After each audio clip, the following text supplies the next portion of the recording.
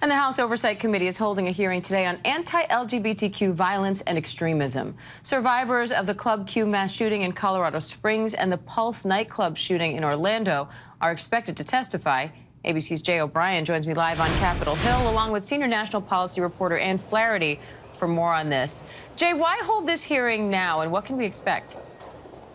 Yeah, Diane, it's taking place moments from now, actually, right through those doors just there. What we can expect is twofold. Firstly, we've heard from Democrats who control the House Oversight Committee, specifically Chair Carolyn Maloney, who say that this hearing is a rebuke to specific Republican policies that they say have fueled hate-fueled violence against LGBTQ Americans. Specifically, Maloney's called them despicable policies in her announcement of this hearing, saying that those policies have, again, fueled attacks against LGBTQ Americans that the committee says are on the rise, and certain data shows are on the rise as well. We're also going to hear from survivors, as you mentioned, of the Club Q shooting. We're going to hear from Matthew Haynes, who's the founding owner of that bar. Also, Michael Anderson, who was a bartender at Club Q during the shooting, as well as James Slaw.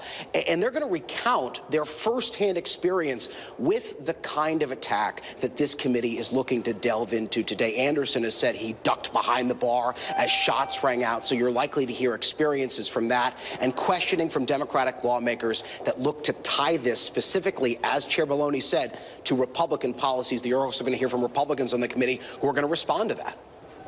Now, and Democrats are expected to raise questions about policies like Florida's so-called Don't Say Gay law and whether they might inspire violence. What's their argument, and how are Republicans expected to respond?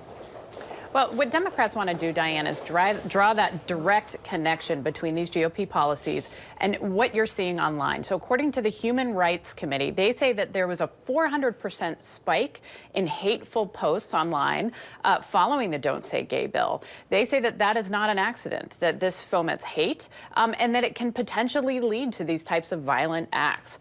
So Republicans, for their part, they say that parents are tired of talking about sexual identity in classrooms, and that they're acting on their behalf. Of course, what we know as reporters is that this is about politics. This is about trying to court voters. And the question is at what cost? Now, Jay, new data from the FBI shows violence against people based on sexual orientation increased last year compared to the year before. So of the more than 7,000 criminal incidents involving more than 8,000 victims, more than 15% were targeted due to their sexual orientation. So how are lawmakers reacting to this trend? Well, you're going to hear Democrats make mention of that today. They're reacting by holding hearings just like this, but it comes at a tenuous time on Capitol Hill. We're just weeks away from Republicans taking control of the House of Representatives, taking control of committees just like this one, and changing the orientation of what these committees will focus on. The House Oversight Committee is going to be the tip of the spear for investigating Hunter Biden. So you're watching Democrats lay out their priorities in what are the last few weeks of their control of the House, just before Republicans take control and begin to lay out their own priorities. And are there any policy solutions being proposed to address this? What would that look like?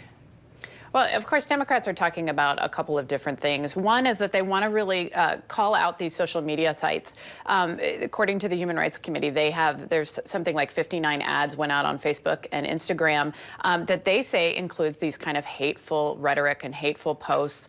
And they say that they're rarely taken down and that can cause these acts of violence. Of course, you know, there's no evidence that there is a direct link with the violence in these types of campaign ads.